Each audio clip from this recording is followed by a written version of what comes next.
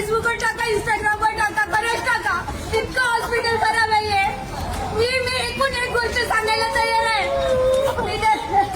त्यापासून काय त्यांनी काउन्सिलिंग घेतलं आमच्या पैशासाठी. 40 लाख भरले आम्ही. 40 लाखाच्या वर आम्ही पैसे नाही देऊ शकलो. 40 लाखाच्या वर पैसे नाही दिले म्हणून त्यांनी म्हटलं आम्हाला बाहेरून आणा, बाहेरून मेडिसिन आणा. बाहेरून 6 लाखाची मेडिसिन आणली आम्ही. बाहेर घेऊन राहायचं, बाहेर कसा नेणार काही समजत नाही.